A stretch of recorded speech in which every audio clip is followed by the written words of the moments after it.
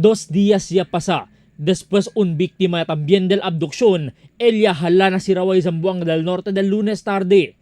El Western Mindanao Command ya hace pasa un flash report este lang aga que el personajes del 35th Infantry Battalion ya tiene 15 kasualidad o muerto na guerra kontra Abu Sayyaf del Pasao Mes bajo na Joint Task Force Sulu. Ya puede man rescue kun el biktima si Matinayi, el 60 anyo edad negosyanta alin na poblasyon si Rawai Zamboanga del Norte. Base na report, kunyi ya puede recovery el 35th Infantry Battalion baho na opisyal si Lieutenant Ardales, alina BJ Pier, Barangay Tanjung, Indanan Sulu alas 4 en denantes madrugada. Donde sila ya puede también recovery con el unjung kong color brown que tiene 3 mga makina. Ya puede asigun eskapa el mga armaw persona kenya pasa namang glihan del mencionado probinsya i aura target del di ila manhunt operation. Insignia siya laba con el biktima na campo del militar na Busbus Holosulu donde base na source del news team.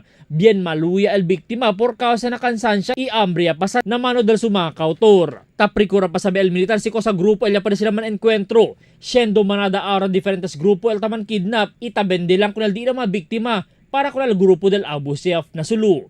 Este día eleva asigun con el biktima para akin na Zamboanga City. Alegre también el familia cuando uhi ko na notisya que libraw yan na peligro el di ilang miyembro del familia. Albert Luna, Dateline Zamboanga.